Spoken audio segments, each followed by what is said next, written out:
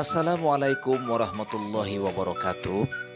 Anak-anakku, sebelum memulai pembelajaran, jangan lupa sholat duha, berdoa, dan sebelum kita belajar, mari sama-sama kita membaca doa terlebih dahulu. Bismillahirrahmanirrahim. Rabbi zidni ilma warzuqni fahma. Amin ya rabbal alamin. Anak-anak, mari kita lanjutkan materi pembelajaran kita di tema 5, energi dan perubahannya. Subtema 2, perubahan energi pembelajaran 3. Anak-anak, pada suatu hari ada beberapa siswa mendapatkan tugas kunjungan. Murid-murid mendapat tugas membuat laporan tentang kunjungan ke tempat tertentu. Cika, Ria, dan Putu juga Aryo berdiskusi untuk membicarakan persiapan kelompok untuk tugas tersebut. Mereka sudah berjanji untuk berkumpul di rumah Cika. Lalu kemudian tibalah Ria, Putu, dan Aryo di rumah Cika. Hai Cika, semoga kami tidak terlambat. Selamat pagi teman-teman, ayo masuk. Lalu Aryo sudah mulai pertanyaannya. Bagaimana rencana kunjungan kita? Kemana kita akan pergi? Kata Ria, bagaimana kalau kita berkunjung ke PT KAI? Kita dapat mengetahui banyak hal tentang kereta api. Aryo menjawab, aku kurang suka kalau kita pergi ke sana. Bagaimana bila ke Dufan saja? Kemudian kata Cika, aku tidak setuju di sana kita hanya akan bermain-main saja. Lalu kemudian kata Putu, bagaimana bila kita berkunjung ke Waduk Jatiluhur? Di sana terdapat tempat pembangkit listrik tenaga air. Kita dapat belajar perubahan energi. Cika dan Ria menjawab, setuju sekali. Kata Aryo, aku juga setuju. Ku dengar di sana ada tempat untuk berwisata. Lalu kemudian kata Ria, lengkap sudah kalau begitu. Kita dapat belajar sambil berwisata. Lalu kemudian Cika menjawab, ada yang tahu tidak proses dihasilkannya listrik di Waduk Jatiluhur? Lalu kemudian kata Putu, dari apa yang pernah ku baca, air dialirkan untuk memutar turbin. Lalu turbin akan menggerakkan generator. Generator akan mengubah energi gerak menjadi energi listrik. Listrik yang dihasilkan kemudian disalurkan ke gardu listrik. Nah, dari gardu listrik dialirkan ke rumah-rumah. Anak-anak, background belakang itu adalah Waduk Jatiluhur dan sudah Bapak tampilkan ada proses pembangkit listrik yang ada di animasi tersebut. Lalu kemudian mereka melanjutkan percakapannya, kata Ria. Oh begitu, baiklah kalau begitu. Kapan kita akan ke sana? Menurutku lebih cepat lebih baik. Bagaimana kalau besok hari Minggu? Aryo menjawab, baiklah. Kalau begitu, hari Minggu pukul 7 pagi kita berkumpul di rumahku. Dan orang tuaku kemungkinan bisa mengantar. Pada waktu yang telah disepakati, Cika, Putu, dan Ria telah berkumpul di rumah Aryo.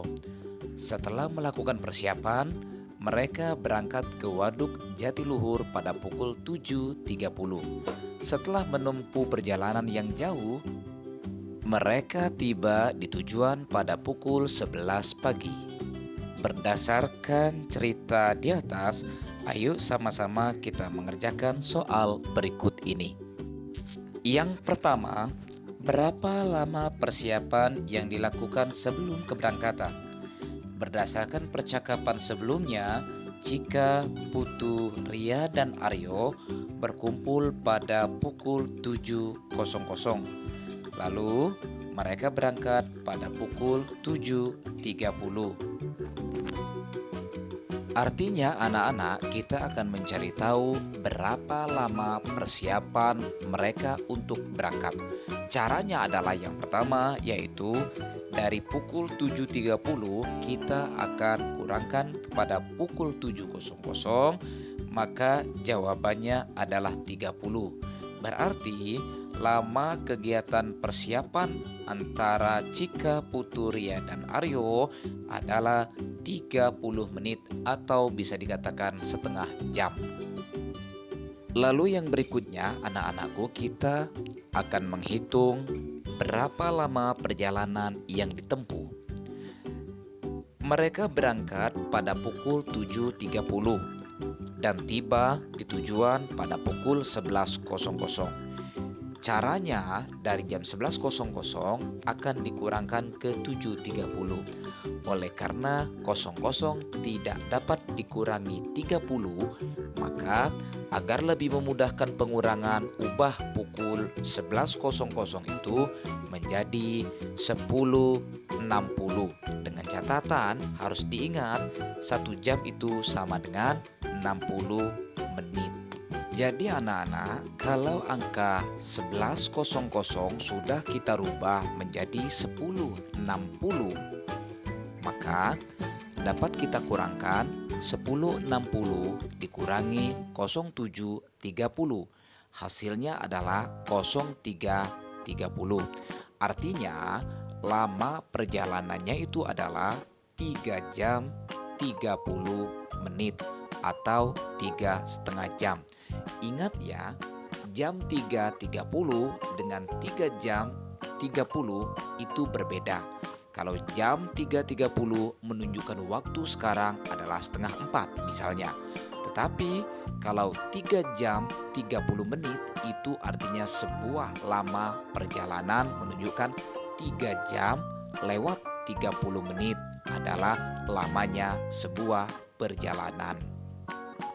Selanjutnya, anak-anak perhatikan halaman 58 dan halaman 59 masih berkenaan dengan kegiatan berkunjungnya Cika, Putu, Ria, dan Aryo.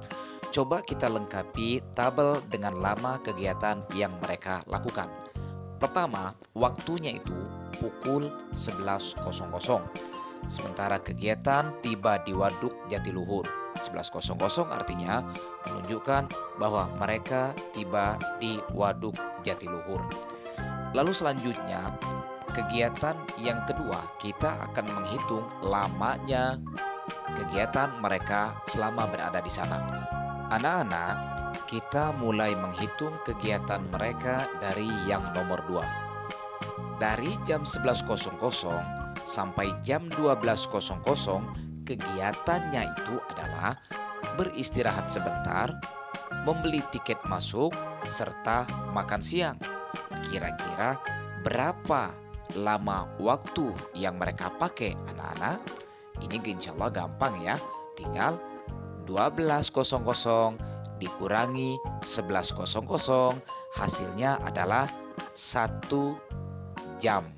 Artinya lamanya cuman 1 jam saja. Lalu di nomor 3, mulai berkegiatan 12.00 sampai jam 14.30, kegiatan mereka mengunjungi waduk dan mewawancarai petugas yang ada.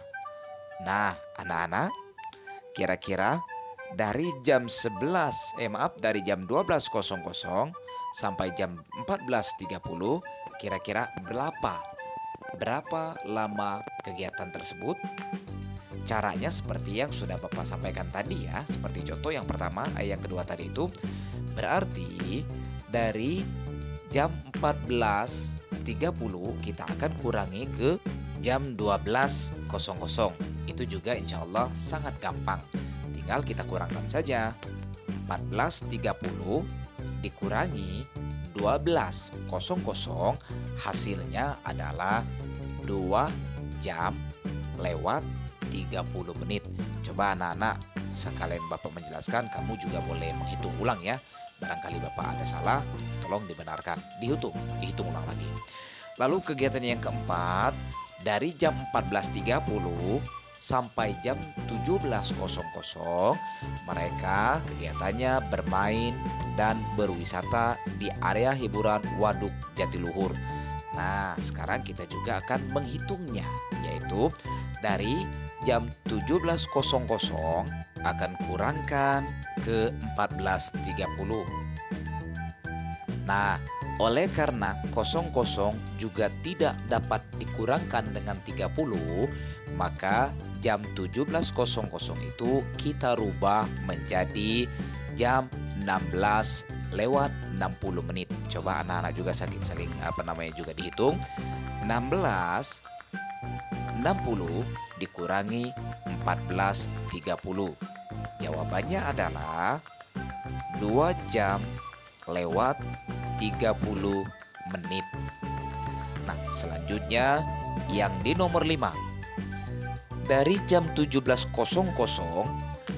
sampai jam 17.40 mereka persiapan pulang dan membeli oleh-oleh. Artinya ini insya Allah juga sangat gampang, yaitu 17.40 dikurangi 17.00, hasilnya adalah cuma 40 menit. Nah, kemudian selanjutnya yang kegiatan ke-6 yaitu 17.40 sampai jam 19.00 mereka istirahat dan makan malam. Nah, berarti kalau sudah dari jam 19.00 kita akan kurangi ke 17.40. Seperti halnya tadi itu, 00 tidak dapat kita kurangkan ke 40, maka kita rubah jam 18:60 dikurangi 17.40 menit. Hasil jawabannya adalah berarti lama kegiatannya 1 jam lewat 20 menit. Nah, kegiatan yang terakhir adalah dari jam 19.00 sampai jam 23.30 perjalanan pulang dari Waduk Jatiluhur. Artinya 23.30 dikurangi jam 19.00, lama perjalanannya itu adalah 4 jam lewat 30 menit. Nah, begitu kira-kira anak-anak cara pengurangan dan menghitung lamanya sebuah perjalanan melalui menghitung jam, gitu ya.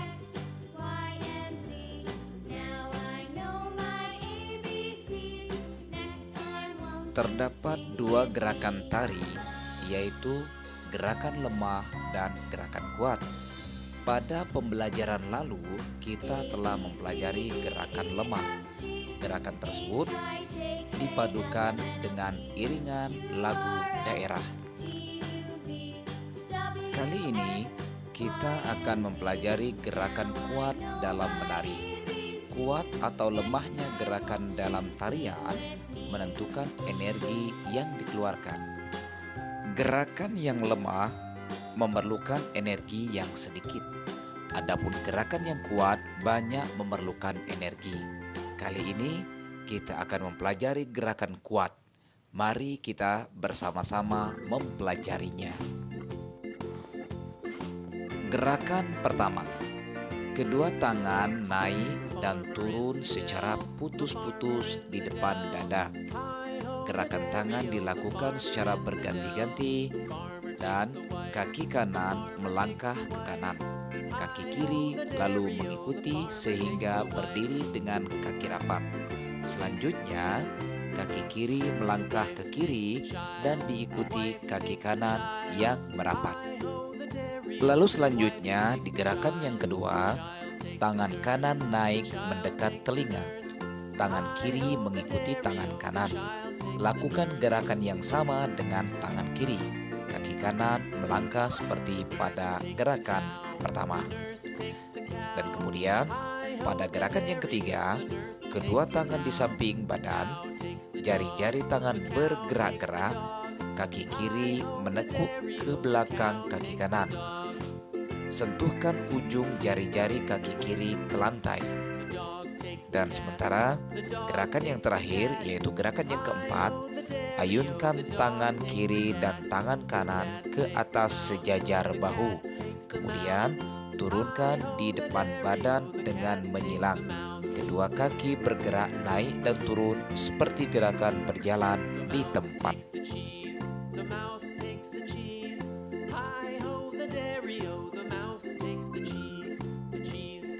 Anak-anak, coba perhatikan pembelajaran 4 halaman 63. Ketika kita hendak menari ataupun berolahraga, tentu kita mengeluarkan energi. Energi itu berasal dari makanan yang kita makan. Tahukah kamu bahwa makanan yang tersedia di meja makan rumahmu merupakan hasil kerja keras banyak orang? Misalnya, nasi yang kamu makan, nasi yang berasal dari beras. Beras berasal dari tanaman padi. Tanaman padi ditanam oleh para petani. Para petani kemudian memanennya dan mengolahnya menjadi beras. Kemudian sopir mengangkut beras dari desa ke pasar. Oleh para pedagang, beras itu dijual. Sesampainya di rumah, beras dimasak oleh ibu hingga menjadi nasi. Nasi inilah yang siap kamu makan ataupun kita santap. Oleh karena itu, coba lihat anak-anak di halaman 64, itu adalah melalui prosesnya. Gambar pertama itu para petani yang menanamnya. Lalu kemudian di gambar yang kedua, para petani mulai memanen hasil daripada padi tersebut. Setelah dipanen, padi itu diolah menjadi beras. Lalu kemudian beras tersebut dibawa oleh para sopir truk untuk dilanjutkan ke pasar. Setelah di pasar, dijuallah oleh para pedagang. Lalu kemudian sampailah ke tempat kita masing-masing. Setelah sampai ke tempat kita, dimasak oleh ibu kita. Lalu beras tersebut sudah menjadi nasi dan nasi sudah siap disantap. Selanjutnya, coba perhatikan gambar berikut ini. Masih tetap di halaman 64.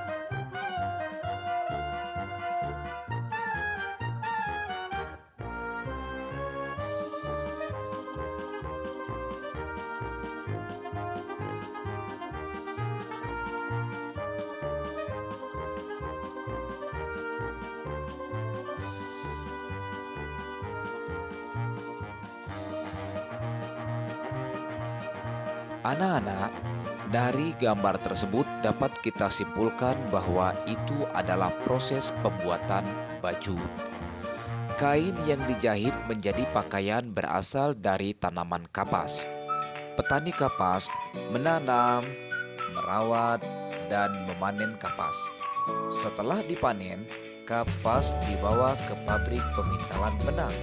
Setelah itu, benang ditenun menjadi bahan kain di pabrik. Dari pabrik pemintalan benang, bahan kain diolah menjadi kain di pabrik tekstil. Setelah menjadi kain, kain dijahit menjadi pakaian oleh para penjahit. Setelah itu, pakaian dijual di toko-toko dan siap untuk kita beli. Coba bayangkan berapa banyak orang yang terlibat untuk menghasilkan pakaian yang kamu pakai. Kita harus menghargai jasa orang-orang yang telah menyediakan pakaian bagi kita. Salah satu caranya yaitu dengan merawat pakaian. Misalnya dengan mencuci hingga bersih dan menyetrikanya. Ternyata begitu banyak orang yang telah berjasa kepada kita. Begitu banyak energi yang sudah dikeluarkan untuk memenuhi kebutuhan kita. Oleh karena itu, kita harus bersyukur kepada Tuhan.